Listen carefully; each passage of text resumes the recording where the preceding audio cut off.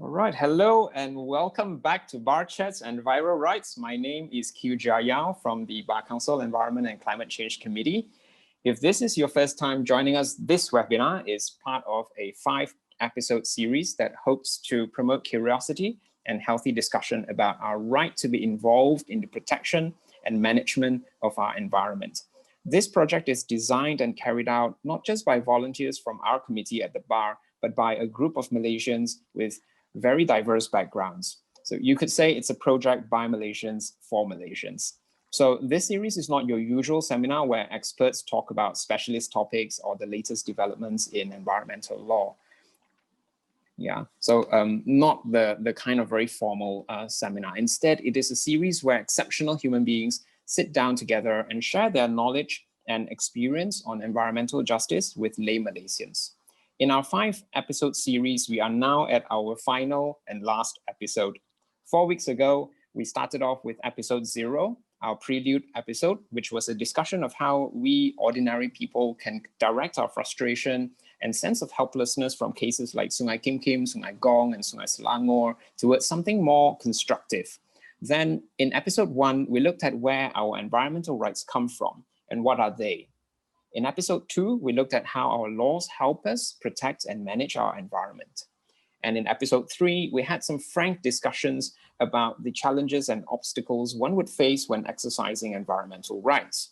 So having covered the content in episodes 0, 1, 2, and 3, we are now at the million-dollar question. So how? What can we do? And that's the theme of our discussion today. Our moderator will be Sacha, a lawyer with many, many years of experience. She's an active member of our Environment and Climate Change Committee. She's also on the Human Rights Committee and the Committee on Orang Asli Rights. She's also attached with many NGOs and does many other things outside of the legal field. Together with her partner at Messrs. Seira and Shahrizad, she's completed 4 documentaries along public interest themes. And I will have the pleasure of joining Seira as her co-moderator this evening. Before we start, I would like to mention 2 things. Firstly, the thoughts and opinions of our panelists are personal and do not represent the organizations that they are associated with. Our webinars are meant to stimulate more questions and hopefully better questions rather than provide specific answers for your situation. So don't take it as legal advice. And finally, we would love to hear from you throughout this session. So please share your thoughts and questions with us via the Q&A function if you're joining us on Zoom. And for the folks joining us through Facebook Live, you can post them in the comments section. Our social media tags are #BarChats, #EnviroRights, and #BCECCC. With that, I would like to invite Seira to get things rolling. Seira? Good evening, folks. It is nice to see that we have quite a number of turn-up for tonight's bar chat. Following from what Jia Yaw had said earlier, this is the final episode of the series. The purpose of this series, of this final episode, is to listen to the stories of the panelists. And now, tonight, we have lined up a stellar list of panelists, and we want to hear from them. We want to hear their stories, how they journey, how did they get involved, and how did they organize themselves? Was it a solo journey? Did they get like-minded people to join them? And even after they have organized themselves, how do you sustain the community, the groundwork? How do you keep going, you know? From their stories, I hope that we can learn that there are many ways, many different ways of doing something, of organizing a movement. Because we don't know if we do it this way or if we do it the other way, whether it is effective or not. Is it enough to just write to your MP? Is it enough to just do protest in front of the building? Do we do blockade, you know? We hope that from their stories, we can learn what are the effective ways of doing things. From this episode, we hope that the takeaways from our audience is that you know that there are a lot of colors in the fabric and you have a choice on which action you want to take. And with that, I let Jia Yaw introduce our first panelist for tonight. Thanks. So our first panelist is Lavanya Iyer. Lavanya is the head of policy and climate change at WWF Malaysia.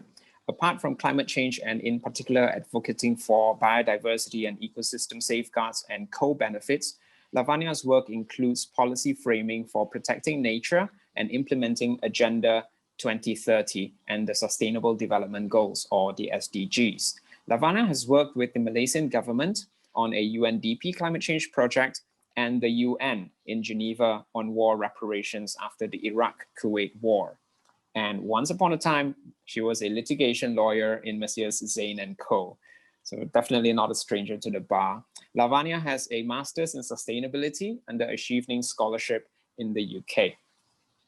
Now, Seira, can you introduce our next speaker then? Of course, with pleasure.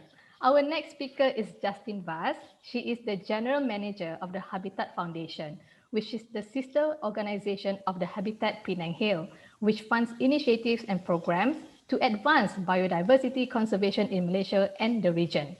Her career in conservation began in Sabah in the mid-1990s, working on a government project to identify new protected areas.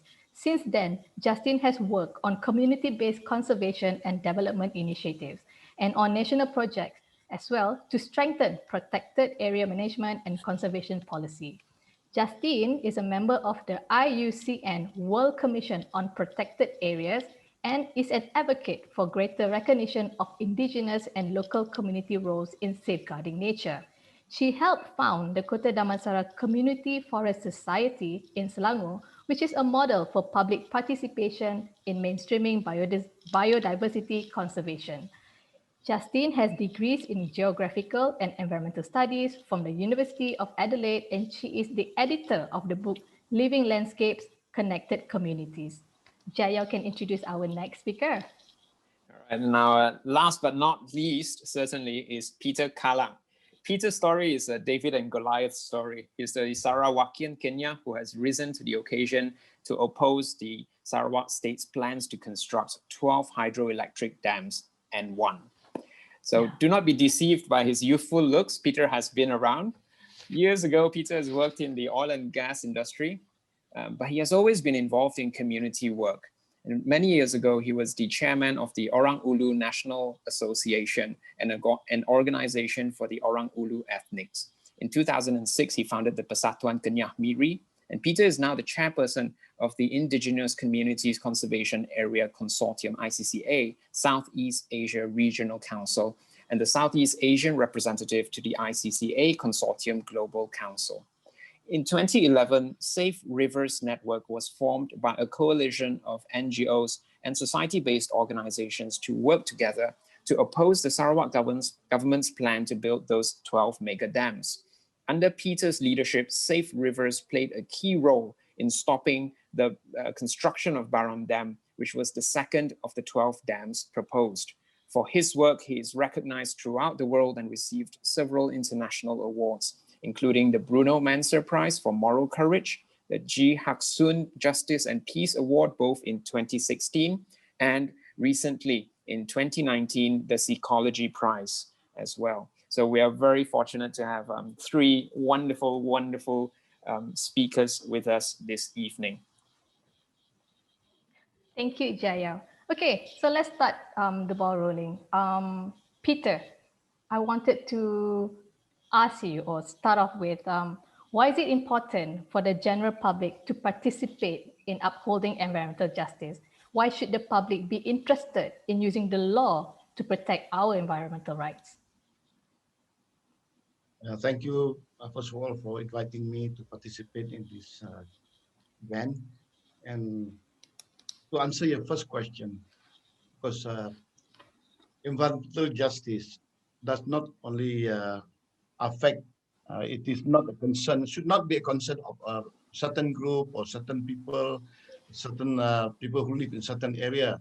Because if you look at the impact of the destruction of the environment, which are caused by exploitations of resources like timber, like oil, like coal, and all that, the impact is not only affecting the people in that locality, but also not only in the state, but globally, because you can see the impact of extraction of commodities like coal and oil, and how they pollute the air and all that.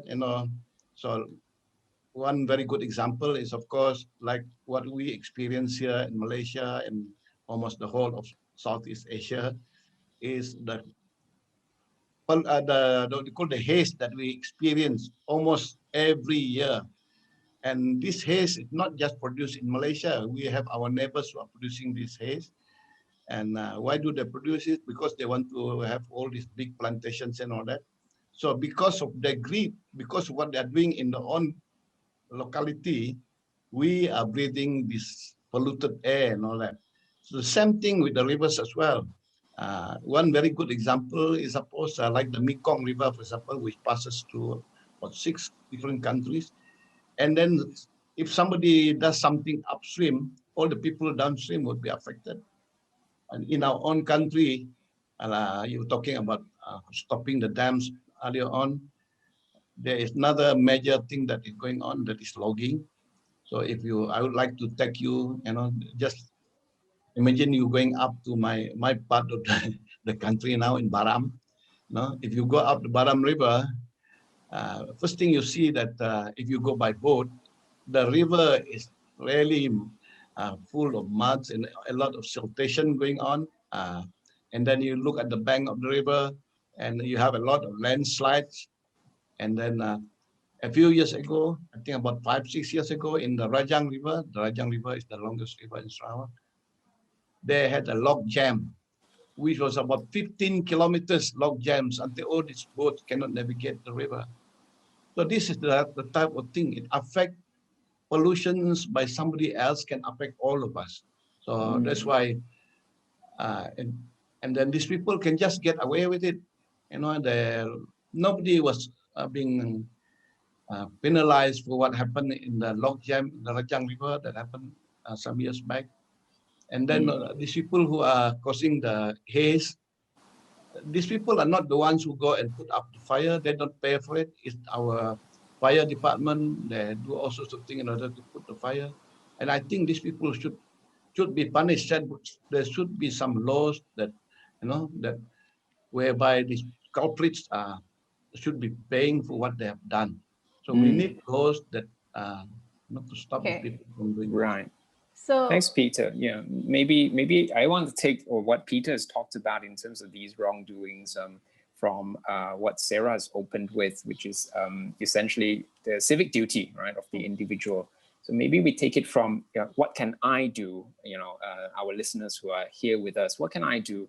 So maybe Justine, maybe I can get you involved here. Like in terms of the authorities, for example, like lay people being the eyes and ears of the authorities, how do you play that role? How does one do that? Okay. Well, there's two ways to look at it. There's obviously, I think, a lot of the previous discussions. Oh, hi, everybody, and thank you for inviting me. Okay, this is a great initiative. There are two types of environmental situations, right? One is when something bad is happening and you want to stop and intervene. I think that, well, I'm going to talk about the other side, which is the community's role in protecting the environment.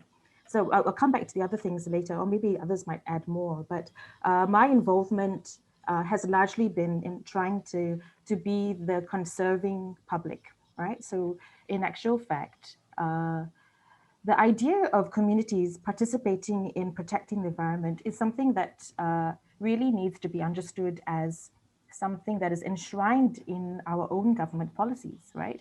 Earlier on, I think some of the other speakers talked about our national policy on biodiversity. Right? The key element to the national policy on biodiversity is participation, right? Yeah.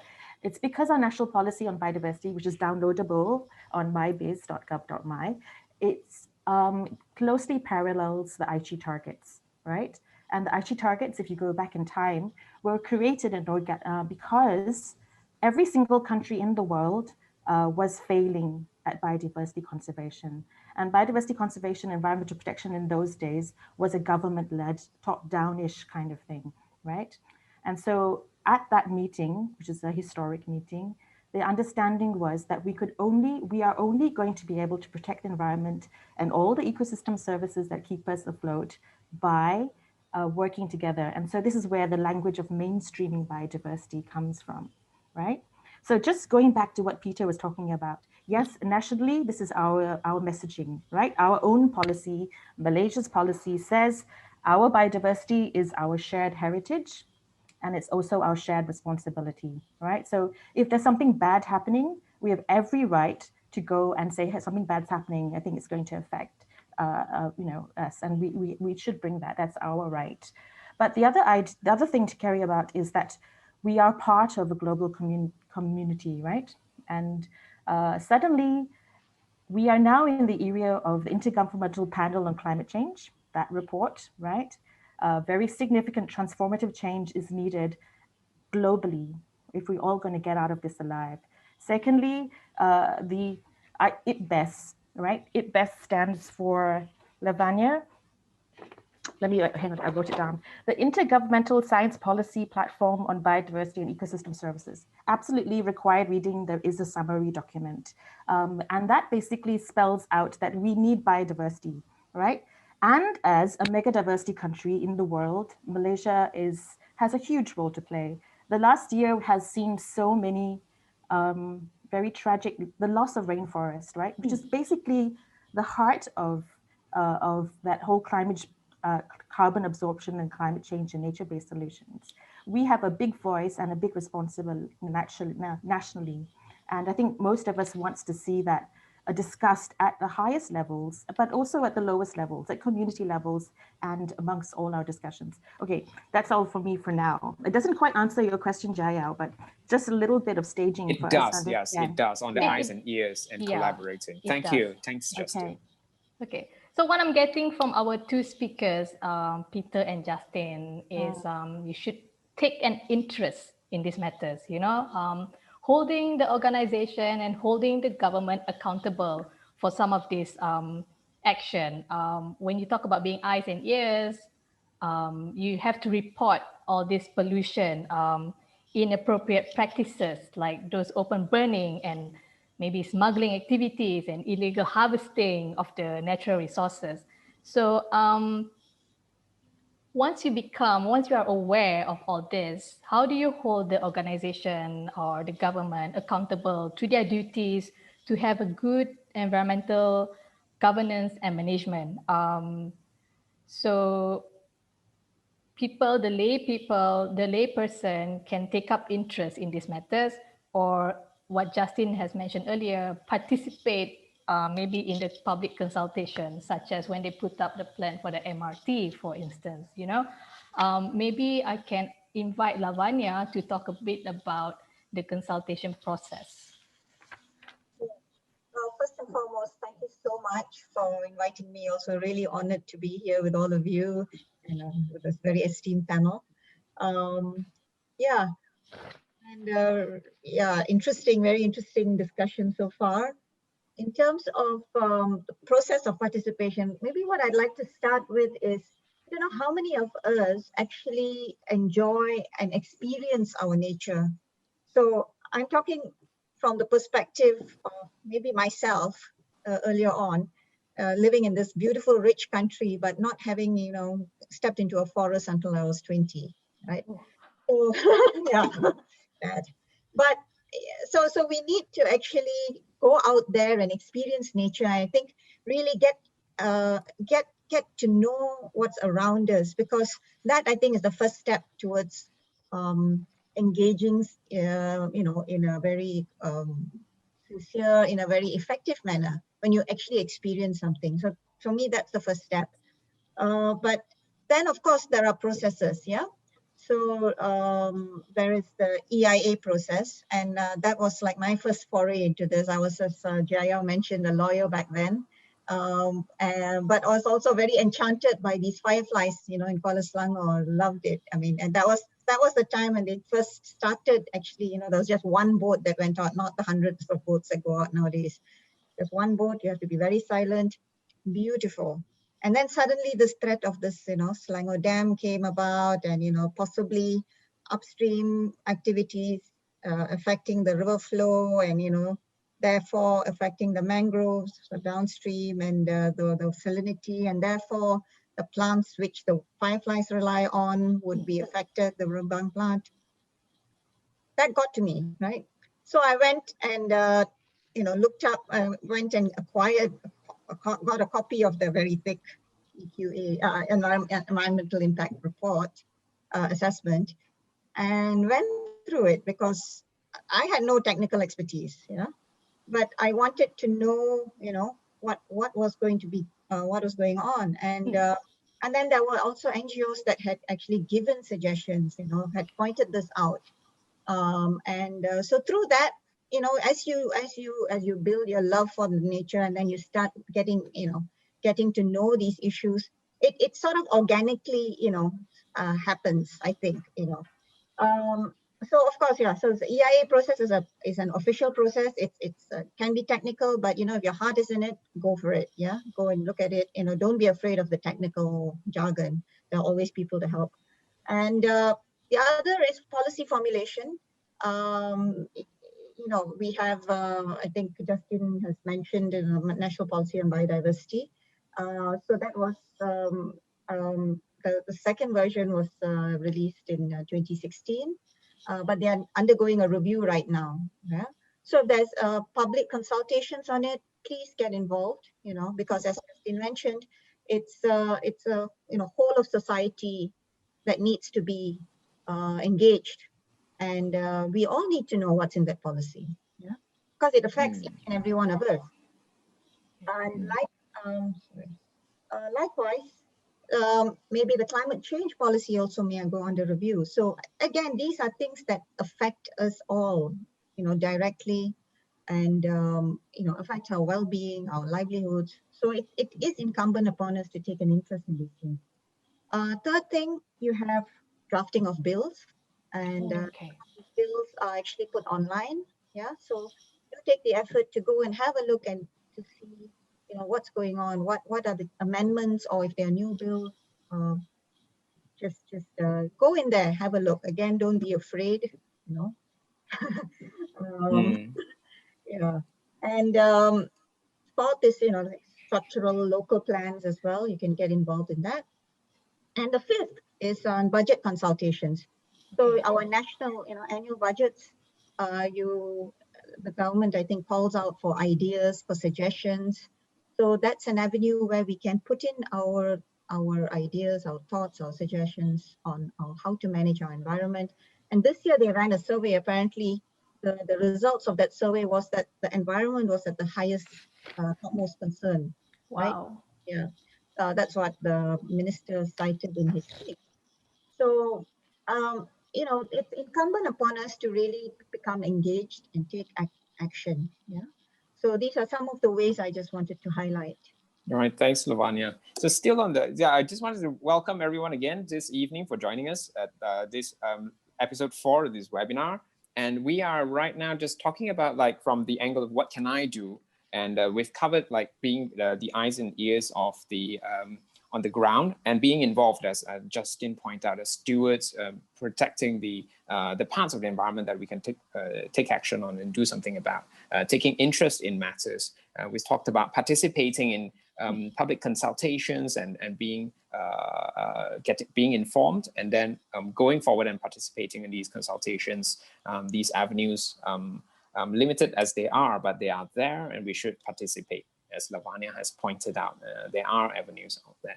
So then the next one, maybe on Peter, and I'm also looking at the question from Louis Van Bril, who is actually a cynical question here. No doubt, as stated by Justine, we have right to complain, but authorities do not act. Our institutions are compromised. And he points to Sarawak and how charges can be withdrawn as well. And so I certainly can sympathize, and I certainly yes, that right. But what can we do? I just want to go on instead of a very cynical thing, which as we try to bottle up.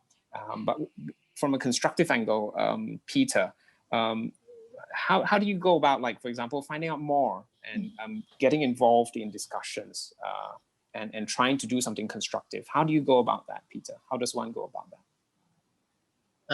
I think from my experience with the dams and all that, of course, that what Justine mentioned there, I read what you said just now, and I know very well, because I also was involved in bringing that up, bringing the book to the SEC there, and then but MACC kicked it back and said, where are the evidence and all that? The book is evidence, and they asked me to do some research. If I do it, what is your job? Anyway, what we have done is we try to see all aspects of the dams before. If you build a dam, what does it mean to the people who live in that area, for example? So what does the river mean to them? What does this flooded area that are going to flood, inundated by the what they call the reservoir of the dams and all that, what are they there? So we do a complete study of that. And then we engage some people from the university for the power supply, for the, what you call the installed power that we have in Sarawak, existing power that we have, how much do we have, and then the projected organic growth of the power that we see as the population grow and all that, and also the industrial demand. We do a lot of study, and then we use those type of studies in order to support our opposition to this type of what do you call this type of projects that may affect the environment. And then, of course, we also contacted the geologists looking at the fault line of fault, that could cause earthquake. And while we were fighting for the dams in Baram before, exactly at the same time that they have this earthquake in the Mount Kinabalu, so we took a lot of pictures of that and sent it to the government. There are lots of ways we can do without, as a citizen of who are affected people and all that. And then also there are the logging thing. What we did was some Malaysian companies are operating also in Australia, and then they have this Australian company who come and do the design of the dams in Sarawak, and we found out the area that the Malaysian company does logging in Australia is in Tasmania, and then the company does the design of the dam in Sarawak is Hydro Tasmania. So, and then the chairman of, there are a lot of connections, so we can see all this type of thing you can do. So it took a lot of consultation and talk to people, talk to lawyers, talk to people. So a lot of things. Right. So finding out more information, right? Yeah. Yeah. Okay. All right. So we've heard from all our panelists, what can you do? In their personal capacity, how do you let others know what are the rights involved? For example, like Lavanya said, she was interested with the fireflies, and then she actually went out to find out more on what she can do to protect those areas. Even Peter also had to do some research on the areas that he is concerned with. Like me personally, if I'm interested in certain environmental issues and I don't know anything about it, I would actually do some research, Google about it, and maybe ask a few friends who are an expert in those areas, or maybe those who live in Sarawak, they know more about those areas. So then, and also if you want people to know about it, maybe you can post it up on your social media platform. Maybe start the ball rolling and ask, did you know about this? Did you know that this is happening? Did you know that they're going to de-gazetted the Kuala Langat Forest Reserve, for instance? Try to get people to be interested in. So from all that we heard earlier, I wanted to go to another areas of our discussion, which is banding together. When you find like-minded people to share in the common cause. So I've watched, if we've been following the previous 4 episodes, there is a constant issue. There is a constant threat or questions that keep popping up, that is the fear and reprisal from the authorities when you get involved. So let's just say sometimes you want to find other people to join you in your circle, but they do have that fear. What will happen to them if they follow you for the protest? Will they get arrested as well, if at all they ever get arrested? So then, if you are not confident to pursue this on your own or with your close friends, should you join an organization, or should you have a bigger community support? Like they say, strength in numbers. Following from that, I wanted to check with Lavanya about joining an international NGOs. What that has, what have you experienced from that? Knowing that you started from learning about the fireflies and then, doing it on your own. And then now that, and then after that you join WWF, how does that work out, in terms of strength in numbers and the support that you get? That's a very crucial point, yeah. So maybe let me go back a little bit. When back in the day, because this might be helpful for everybody, I first joined MNS, and that's where I had my first real forest experience in Darompin. And it was brilliant, fell in love, right? So there are organizations like MNS, there's also EPSM, so you have the green issues, the brown issues. So if you want to get to know more about, pollution and really work on some of these like nitty-gritty policy stuff, you can join, another groups like EPSM, which are, have like more of this think tank kind of approach. And, and as you said, thereafter, I moved on, and now I'm with WWF. We are, we are represented globally. We are part of a big network. So there is obviously a lot of strength because we have, we can learn from each other as a network. Yeah. But we also, as WWF, as an organization, we very much find collaboration with other organizations in Malaysia to be a very, very useful, effective way of getting, some of our collective ideas to be put out there. So let me just give a couple of examples of that. So there's the Malaysian Climate Change Group, which is a group of about 6 NGOs that are working on climate change and been doing this for a long time. Started by, I'm sure most of you have heard of this name, Gurmit Singh at Flatdam. Yeah, very strong advocate, very passionate. So he, so started when, the whole climate issue started, after the Earth Summit. So a lot of very experienced people we have whose institutional memories are there for us to tap. I was also lucky to meet Datin Sushila McCoy from EPSM, and she too has a wealth of knowledge and information that and people just very freely share these things. Yeah. Likewise, there are also people in government. So getting to know people, right, is very important. Where you have Mango as well, which is the Malaysian environmental NGOs. Yeah.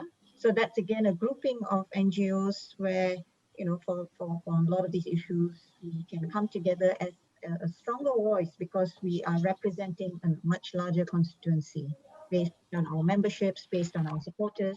So it's a strong voice. And now we are also, as I think Jia Yaw mentioned, we are also looking at SDGs. So we are working with civil society organizations that represent other issues. So we bring the environment not as a separate issue, but as an issue that is interrelated to everything, to human rights, to gender equality, to health, to poverty eradication, 17 SDGs. So it becomes integrated. We look at these issues in an integrated way, and it's been hugely beneficial for us to be able to interact with voices that represent these other issues, because we can't be experts in everything, but they're all interlinked. So when we come together, when we band together, we bring that richness. Yeah. So oftentimes we complain about working in silos. The government always works in silos. NGOs too work in silos. We all work in silos. Yeah. So when we band together, we are able to actually draw on each other's strengths and come up with a much stronger narrative. Yeah. So I think that's one critical point. Yeah. Of course, the specific numbers, if I may, it's really necessary if you want to challenge prevailing hardwired, notions that we are hardwired with. One I would say is, this notion that, the environment is there to serve us. It's either the economy or the environment that prevails, so it's like a war. These are things that are going on in the back of our minds. And if you start thinking differently, you might, without other people also, sort of coming from the same angle, you might feel a little left out, right? Because you're not part of the mainstream thinking.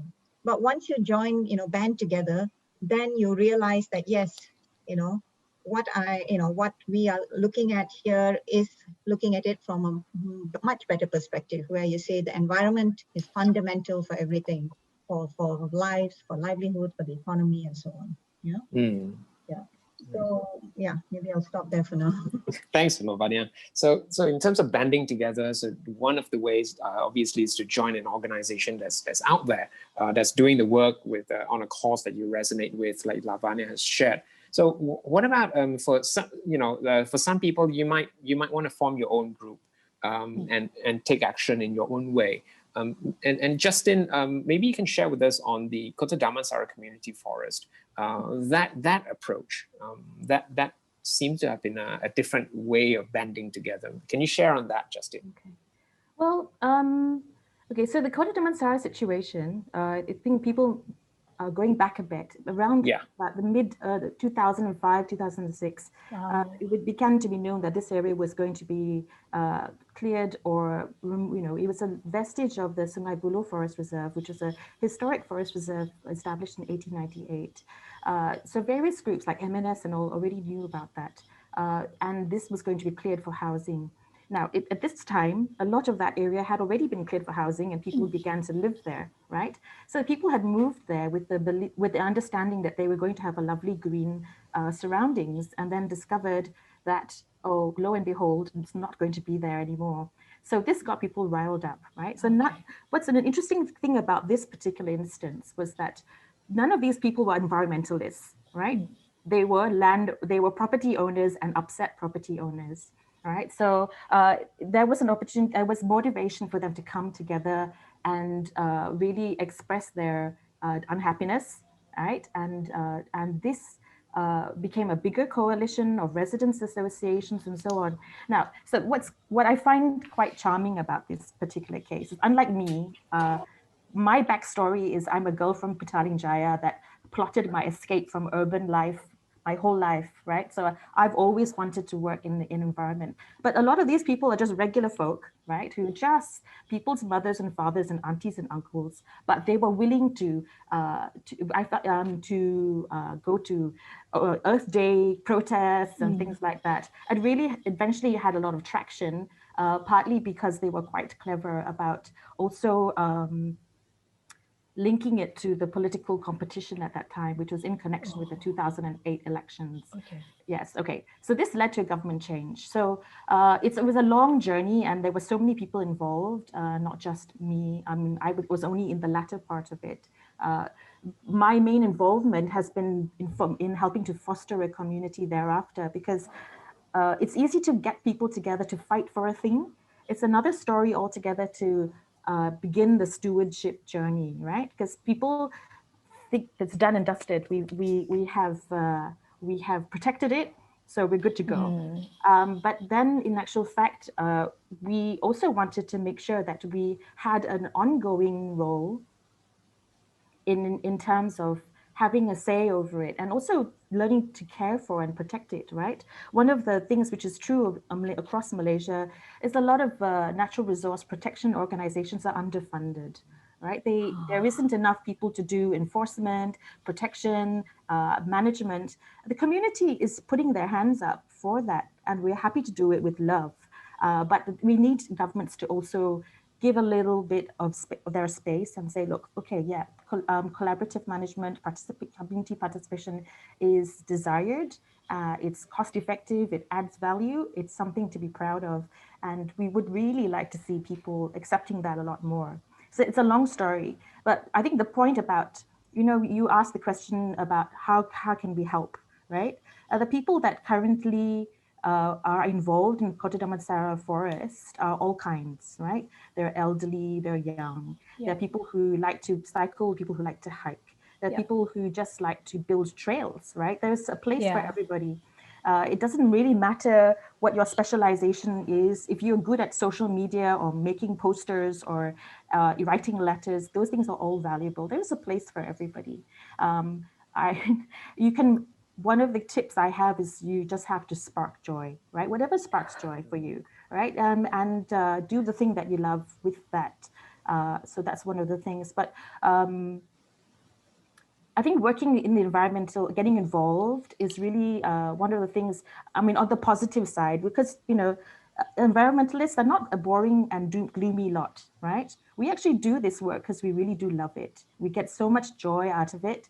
One of the biggest things is really finding your tribe, all right? When you find your tribe, you will discover that there are so many people that think like you, and you're not just an oddball and a freak. And sitting by yourself at social events, there's people that really get you, and you'll find so much more meaning at that point. So it's worth exploring. Wow. Okay, that's a good tip, Justine. Finding something that sparks joy, because if it doesn't spark joy, throw it away. And again, I'm just kidding. Peter, on this in this area also about banding together. So you set up that Safe River network. Once you set that up, how do you organize that whole network among yourselves? The first thing we did was we identified the people who are, who are keen to oppose the dam. So your tribe lah. Yeah, we had the tribe, like what Justine was saying there. So we started by engaging 8 NGOs to work together with us. So, and then we also have our anchorman or anchor person in the different communities, because there were about 30 over villages going to be flooded by the dam. So we went to the villages and tried to gain trust, build up trust, with them. And then, so with that, we were so lucky because we started with these NGOs. We actually start working on day one. We don't have that teething problem and all that.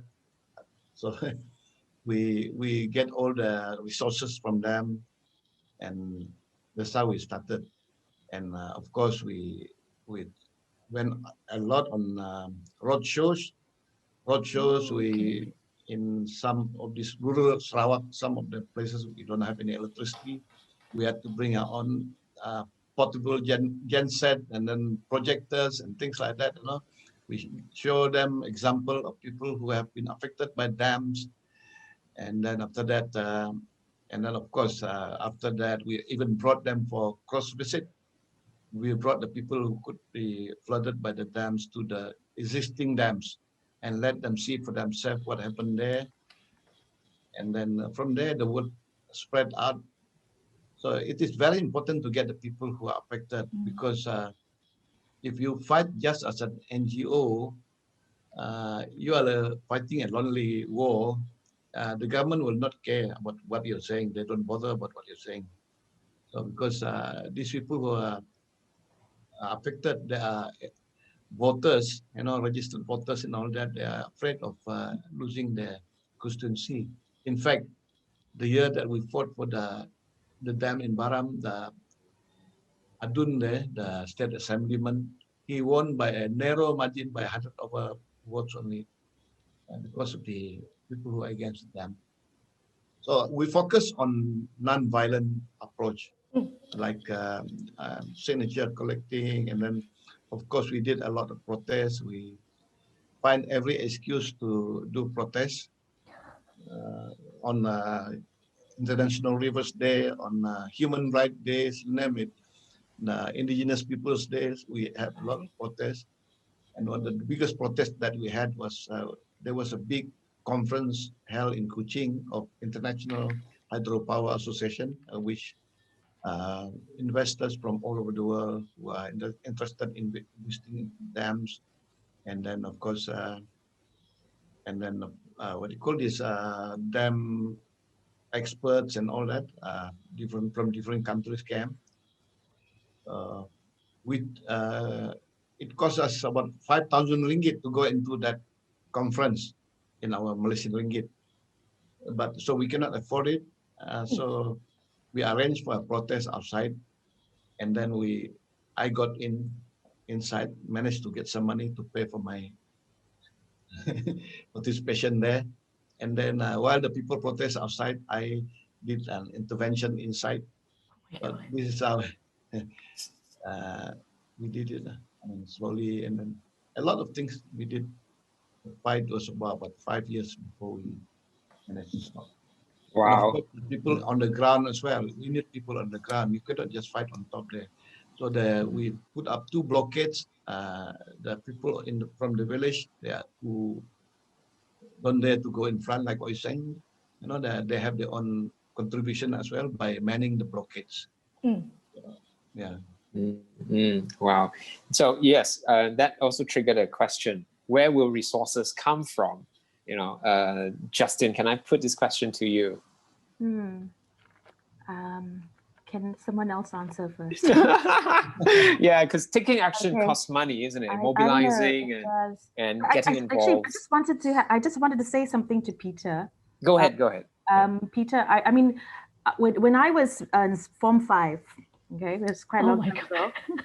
It was basically the courage of the native peoples in Sarawak that convinced me that I was going to get into environmental line, right? I didn't know, but I kind of like, yes, I'm doing this. And I think since then, it's just been, it's really, no, I actually had the opportunity to study do research in Sarawak and then in the Central Borneo in Sabah.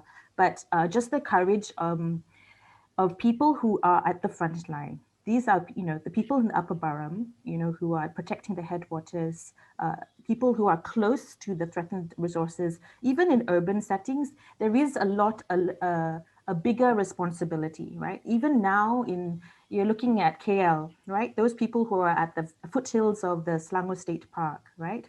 Areas which are still forested, they all have an extra responsibility. So I think that one of the keys in terms of the resources is actually supporting these groups in defending the resources which they speak for.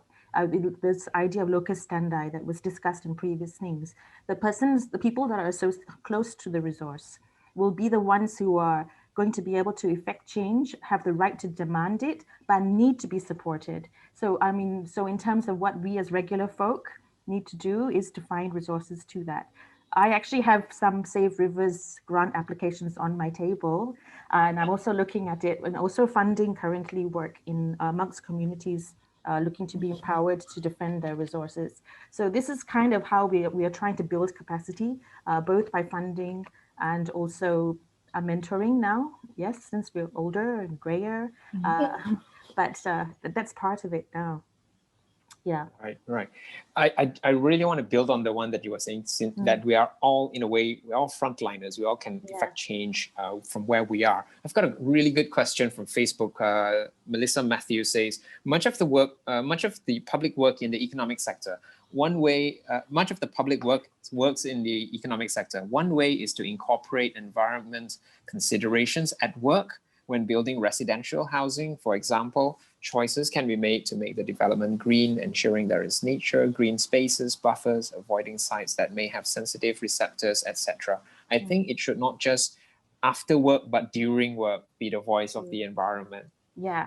Okay, so I'm sorry monopolizing, but because I've given this so much thought today, right? And when people talk, when you say who how can you help, right? So my question is, who are you? Where are you? And so if you're a parent, be a parent that connects their kid to nature. Do that. Take them to see the fireflies, you know, a la Lavanya, right? If you're an educator, make those connections. Now, this one is very critical. If you're in business, you know, this is like Dr. Bala always says in his internet postings, if you're a fan of Dr. Bala's postings, just be better, you know, in businesses, don't ask people to force you to do sustainability, be a pioneer, for goodness sake. Triple bottom line, sustainability, go for it, right? Those people who do that, who do their work better as professionals, as planners, as EIA consultants, be better, do better. Now, here's where it gets a little bit more fun and tricky, all right?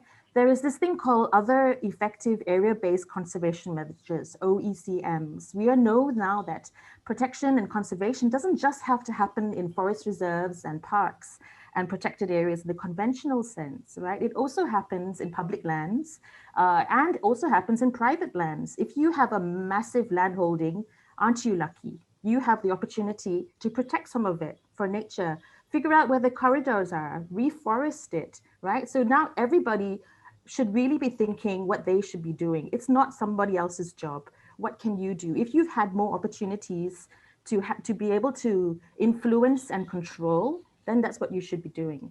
Now, the last one, and this is very critical.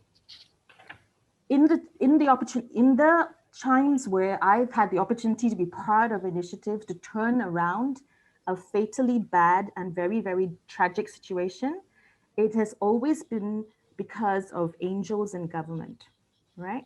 The government is not our enemy. There are people there who are sincere and hardworking, people of conscience, right? And in these cases, behind the scenes, angels have been at work. And so I say thank you to them. Now, there are people who are not angels in government, those who turn their back when there's an opportunity to make the better decision, the right decision. There are consequences to that, which we as a community will suffer. So everybody where you are is very important. You have different kinds of responsibilities. So that's my take home for the day. Be better. Thanks, Justine. Yeah, okay. So I guess from what we have discussed, the takeaway from this is how do you organize yourself and become more than the sum of your parts. There are challenges involved, like getting fund, you know, like what Peter said, and getting people to be interested in getting more information, for instance, you know, like finding out who should be accountable for some of these things. I would like to, because we've sort of like running out of time, and I would like to go to the last area of our webinar tonight, which is if I am part of the legal community, what can I do, or what do you guys need if you are the activists, or if you don't have the what do you call that, the legal background, you know? So we wanted like the both community to work together. So how important is it that legal services has been for your cause to the community? You know, what kind of general legal help do you need? This question is posed to all three panelists. Who wants to start? Yeah. Lavanya, okay, go. Yeah. Previous life was a lawyer, right? So, yeah. So I think you know, one important thing that lawyers can definitely do is you know, be purpose driven. So think about the bigger picture of what we are all collectively experiencing. So rather than, I mean, lawyers are sometimes known for exploiting the law, and you know, oftentimes, yeah, you get around things, you know, get around the laws, you get around regulations that are actually meant to be there to protect the public interest, yeah, to secure greater private profits or private rights. So be mindful, and you know, think about it from a larger perspective, actually, because we all rely on the environment, right? And we are all now facing this really existential crisis: climate, loss of biodiversity, you know, and each and every one of us is going to suffer it. So first thing is, you know, be mindful of that. You know, if we think we are doing our job by, you know, making greater profits for our clients at the expense of, you know, the public at large, or, you know, creating environmental damage and so on, think twice. Listen to your conscience. And then the other thing is, in terms of where was I going with this? Yeah, I think we can also expand on the notion of what legal rights are, right? So, you know, you can look at, currently we concentrate on private rights, yeah, but we need to really expand that to incorporate, you know, other things like rights of nature, right? Rights of communities, you know, the public rights. And that's where I believe Tan Sri Richard Malanjung, when he was Chief Justice, he said, you know, I know the courts have not been very friendly with the environmental cases. In fact, I was at, speaking of dams, I was at the Bakun hearing, the Court of Appeal hearing, where the comment was made to the lawyer, you know, are you not interested in do you not care about the national interest? Yeah, when he challenged the Bakun Dam. So we have moved from that to Tan Sri Malanjung saying, don't give up on the courts, you know, do come to us. We know that there are these barriers in terms of local standard and all, but do come, and we, you know, it's progressing. Yeah, so so that again is another role where lawyers can really expand that space to incorporate, you know, greater rights through legal cases.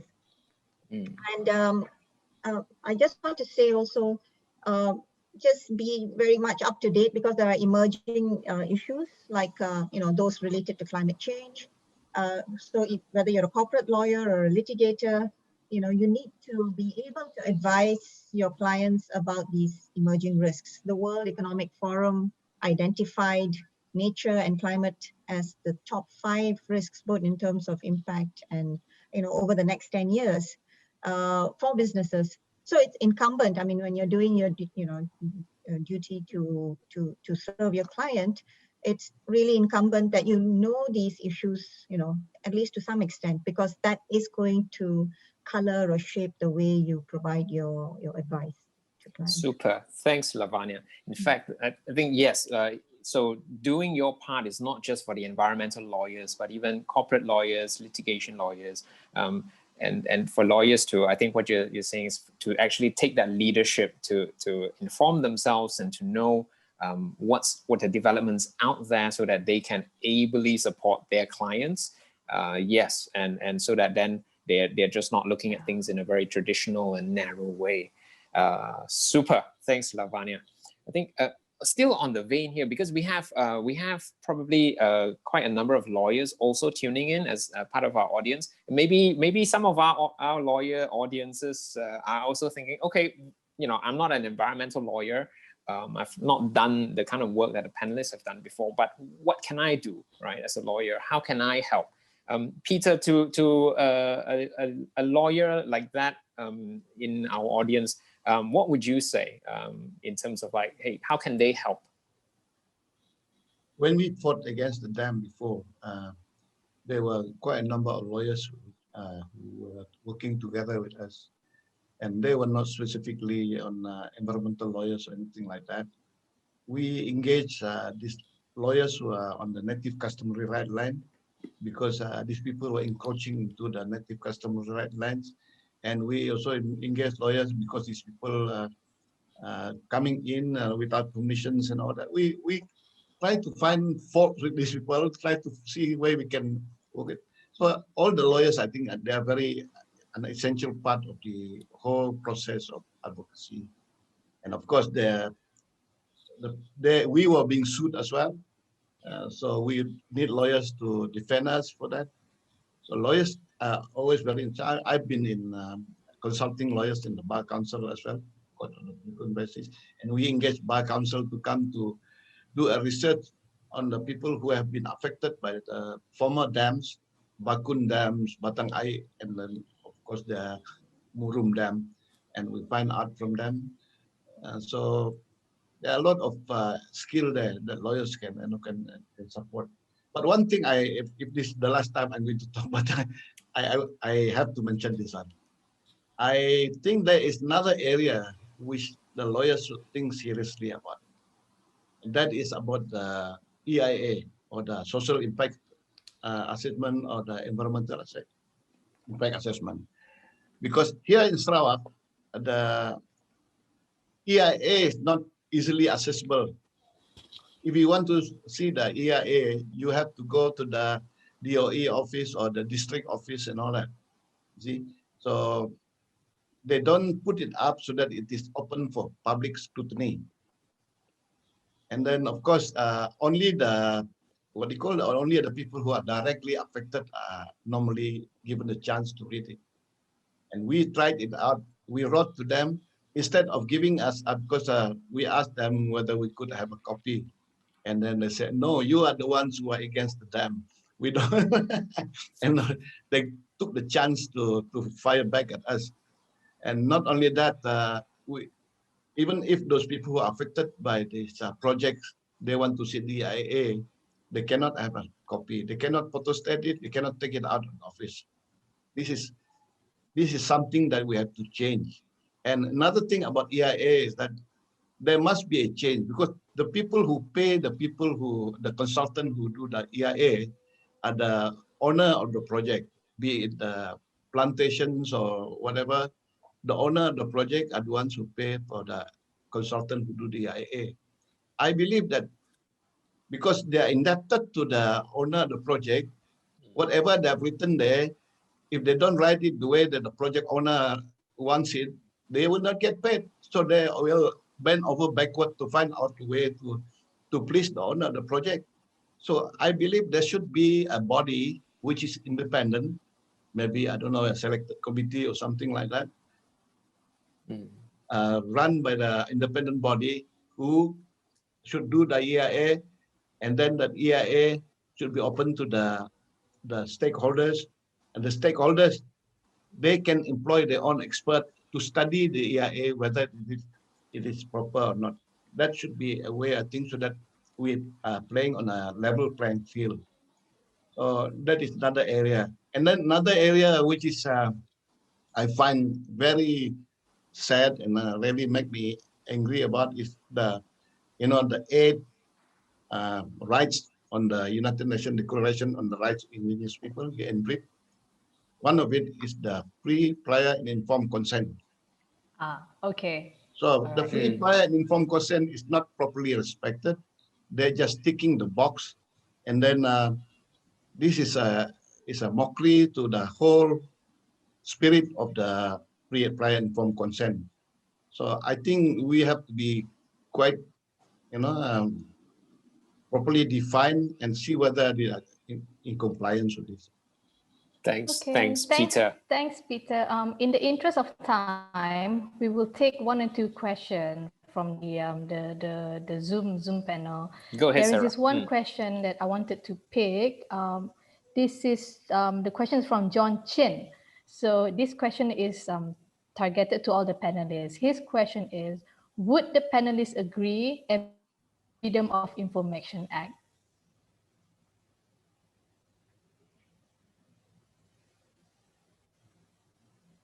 Certainly, I think so. Freedom of information is so critical. Information actually belongs to all of us. The information normally is generated through public funds, taxpayers' money. There might be some sensitive issues, but seriously, we should all be able to access most data, because only then can we also then have a proper whole of society approach to things, right? So I totally agree. A Freedom of Information Act would be a very useful tool to have. Yeah. And looking at the other questions, James Raj earlier asked a question about, consciously trying to change his own habits and reduce environmental impact. and have a small contribution to save Mother Nature, but constantly demotivated to see the authorities not doing their part effectively or efficiently, and lackadaisical attitude. How can we change this, and what can I do to contribute to this change? I think Justine's earlier discussion about stepping up and finding your tribe and doing your part, so the cause may be a big one, but you do your part, where the part that sparks joy. And I think Justine has provided a really good answer to James's question. I totally, I'm with you, James. I think that's really slack. I think somebody somewhere needs to be carrot or sticking it to the relevant agencies, council, state level, all of you guys. Perform lah. I mean, like, set some criteria and indicators and KPIs, man, and let's start seeing some results and stop having propaganda and just lip service. Let's just make it the norm. I don't know why. Yes. So We got another question, anonymous question about what are the panel's opinions on? Well, we're not going to answer this one, but it's a good question. It's a relevant question. What's everyone's opinion on the decentralization of environmental legislation? For example, in certain states, it is prohibited to consume turtle eggs, but some states are allowed to do so. So yeah, this is the state and federal dichotomy and the challenges of this. We've touched this on previous episodes, particularly on the episode 3. Yeah, so we touched mentioned on that. It's a tricky, it's very problematic, manifests itself in many ways. Yes, Melody Woon, how do I initiate a suit? She asks. I need to look for the right plaintiff also first, right? So Melody is Correct. A lawyer. I think she's asking this question. So I need to find a suitable plaintiff. How do I draft the claim? Would be grateful if legal templates were shared in relation to environmental legal issues. That's a good suggestion. I think environmental lawyers or lawyers who are working on these things, maybe open source your documents and take on other lawyers so that we can all learn together. Yeah. Okay. So good question. Great. Right, Seira. Right. Yeah. It's already past 10 p.m. I'm sorry, folks. It has been a very, very good discussion. I love hearing all the stories and about all the struggles.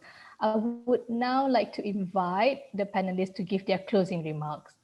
Can we start with Justine first, and then Lavanya, and after that, Peter lah? Okay. What was my first point? Okay, and someone mentioned resources for community participation. I would be remiss in not acknowledging the important contribution of the Global Environmental Small Grants Program. I think all of us, or to some extent, in community movements have benefited from those, and you might very well be able to qualify for a grant. They have done such amazing work in starting to seed and support small grassroots activities that have become bigger ones. They are amazing. I think the one thing I wanted to highlight was that we all need to acknowledge the role of indigenous communities. About a quarter of the globe's forests are protected by people that live in place. And lawyers, shout out to those lawyers who've played a critical role in defending rights for people to live with dignity, retaining their identity and self-determination, right? Which is always, always, always connected to the land of their forefathers, right? This is part and parcel of the service that they are doing to protect environments which we are all benefiting from. So those lawyers that are interested, I think this is a very critical area where more support and more people are always needed. Okay, that's for me. Thanks, Justine. Lavanya? Well, for me, I think follow your passion, live for a purpose, not to make a profit, and the profit will follow. The money will come when you're following your passion. Yeah. Very true. Yeah. So I think what we should do is let us all do our part. Let us really understand. Let's change our perspective. We are all connected. We are all part of one. We have to shift our thinking from this very, very limited notion of self to expanding it to really understand all the things we need, all the things that need to be in play for us to have clean air, clean water, the fundamentals, food. We need to work together with communities, with the environment. So we have to expand our notion of what is really important. So what I'd say I would really plead is let us all do our part to create a new deal for nature and people so that we can all live in harmony with nature? Sage advice, Lavanya. Peter. Yeah. So I think there is one thing that in most, especially in this part of Malaysia, Sarawak, Sabah, maybe lesser so in West Malaysia, that NGO is not really something that people would like to do. You know, it is something that they are fear. Because they are looking at how the NGO are being viewed by the community and especially the government, because the government may not be always be friendly to NGOs because the ideas that is brought by NGOs sometimes, you know, is not politically correct for them. But there is a great need for NGOs, people who are not bound by political alienations and philosophies, you know, that, but looking at the general good for the whole people, not only now, but also the sustainable development, looking at the future generation and all that. So it was NGO, people like trade union and all that in the past who have brought a lot of change. You look at how did slavery come to an end? How did communism fall? It's because of the trade union. No, that's so. This is a vital part. So I especially address myself to the young people. Be a catalyst of change. Don't be fearful.